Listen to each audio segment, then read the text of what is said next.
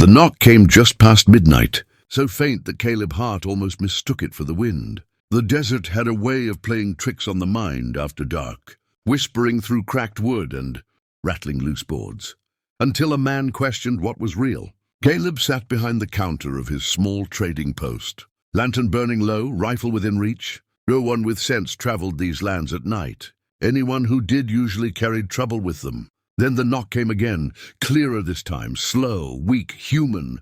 Caleb rose, every instinct warning him to stay where he was. He peered through the narrow window beside the door, but saw only darkness and drifting dust. With one hand on the rifle, he pulled the door open.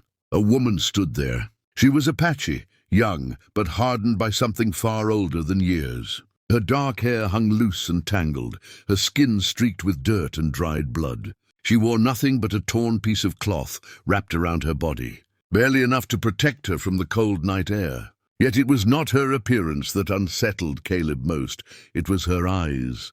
They were sharp with fear, yes, but also fierce, as if she had run through hell and dared it to follow. She tried to speak, but her knees buckled. Before Caleb could react, she collapsed forward. He caught her just in time. For a long moment he stood there frozen, the weight of her light body in his arms and the weight of the decision pressing heavier still.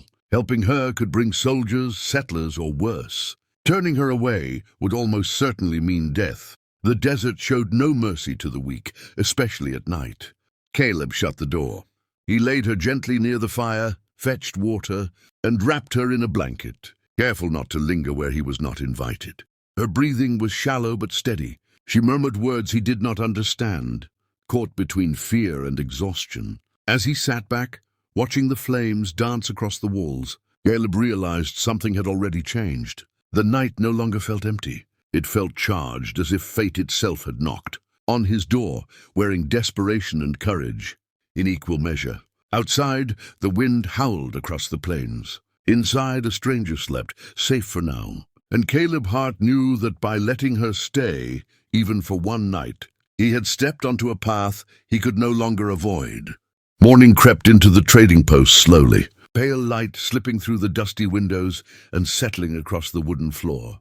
Caleb had not slept. He sat in a chair near the door, rifle resting against his leg, eyes flicking toward the woman each time she stirred. When she finally woke, she did so silently, pushing herself upright with careful movements, like someone who had learned the cost of surprise. Her gaze found him instantly. For a tense moment, neither of them moved. Then Caleb raised his hands slightly, palms open, and spoke softly. "You're safe." "You collapsed outside. I brought you in."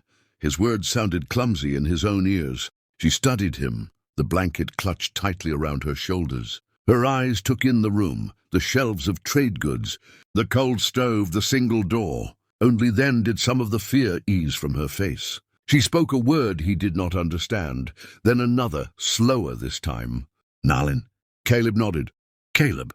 He set a tin cup of water on the floor between them and stepped back. After a long pause, she reached for it and drank, never taking her eyes off him. Hunger followed. He offered dried meat and bread, and she accepted cautiously, eating as if she did not know when the next meal might come. Communication came in fragments, gestures, broken words, silence filled with meaning.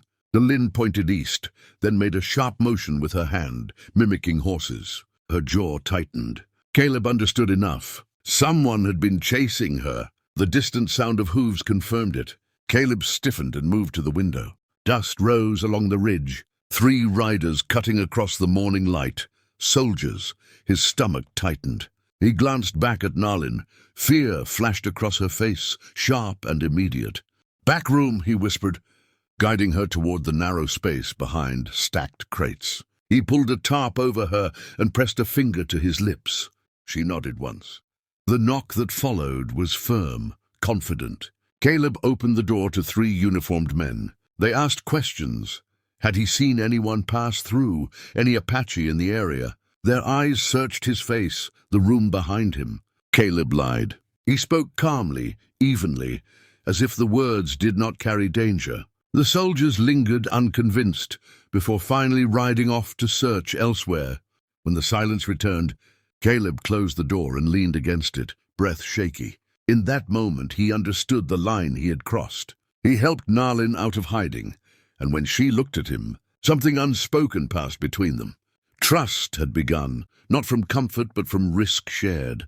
The soldiers did not leave the area. As the sun dipped low and shadows stretched across the desert, their campfires flickered in the distance like watchful eyes. Caleb barred the door and shuttered the windows, the small trading post growing close and heavy with the knowledge that one wrong sound could undo them both. Nalin remained in the back room, seated on the floor with her knees drawn in, listening to every noise as if it carried meaning. Night fell slowly, bringing with it a biting chill. Caleb added wood to the fire, keeping the flames low. He spoke little, not wanting to draw attention. But the silence between them was no longer empty. It was shared. When he brought her food, she accepted it with a quiet nod, her movements careful, conserving energy like someone who had learned how quickly safety could vanish. At last, Nalin spoke again, her voice low and rough. She used broken English and gestures, piecing together her story one fragment at a time. She spoke of her village near the river, of children and elders, of smoke rising where it should not have. Her hands shook as she described being taken, her eyes darkening with memories she did not need to fully name. She had waited for a moment when her captors grew careless, then run until her lungs burned and her strength failed. Caleb listened without interruption. He had seen violence before, but hearing it carried in her voice was different. It was not anger that filled the room, but endurance, the kind that did not ask for pity. A howl echoed outside, distant but clear. Wolves, or perhaps something worse. Nalin flinched, and without thinking, Caleb shifted closer to the doorway between them, placing himself nearer the sound. He did not touch her, did not cross the space uninvited, but the gesture was enough. She noticed. They sat like that for hours, the fire slowly sinking into embers. Sleep came in short, restless stretches. Each time Nalin stirred, Caleb was awake. Each time the wind rattled the walls, his hand found the rifle. Nothing came. When the first pale light of dawn began to creep through the cracks in the shutters, the campfires in the distance were dark. The soldiers were gone. Caleb exhaled, a breath he felt he had been holding all night. Nalin rose slowly, standing taller than before. The fear in her eyes had not vanished, but something else had taken root beside it, a quiet strength, hardened by survival and the knowledge that she'd made it through another night. Together they faced the morning, changed by what they had endured in silence. Dawn broke clean and quiet. The desert washed in pale gold, as if the night had never held danger. Caleb stepped outside first, scanning the horizon with practiced caution. The tracks of the soldiers' horses cut across the dirt, already fading, leading away toward the south. They were gone, for good it seemed. When he turned back, Nalin stood in the doorway, wrapped in the blanket, her dark hair lifted gently by the morning breeze. She moved with purpose now. The fear that had clung to her when she arrived had settled into something steadier, something shaped by choice. She gathered what little she had, nothing of the past, only what the moment allowed. Caleb laid supplies on the table without ceremony. Dried food, a canteen, a small knife, and a pair of worn moccasins he had traded for years ago, but never used. She looked at the items, then at him, understanding the meaning behind the gesture. He saddled a horse and led it around back, choosing the strongest one he owned. He pointed west, then traced a careful path in the air, avoiding known patrol routes. His words were few, but his intent was clear. He would not follow. He would not ask her to stay longer than she wished. Nalin listened, committing everything to memory. When he finished, she stepped closer. For a brief moment they stood facing one another, the space between them filled with things that could not be spoken. She lifted her hand and pressed it lightly against his chest, just above his heart. The touch was gentle, deliberate, and gone, almost as soon as it came. It was gratitude. It was farewell. She mounted the horse with practiced ease, adjusting the blanket against the morning chill. From the saddle she looked back once more. Her eyes held resolve now, not fear.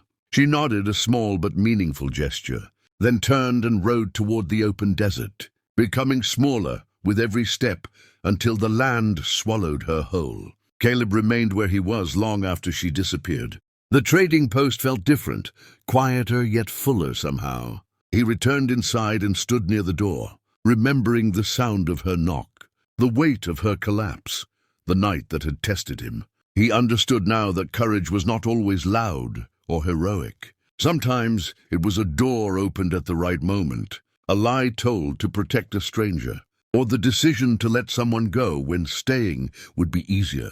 As the sun climbed higher, Caleb Hart went back to his work, carrying with him the knowledge that one night had altered the course of his life, and that somewhere beyond the horizon, a woman was walking her own path because he had chosen once to be human,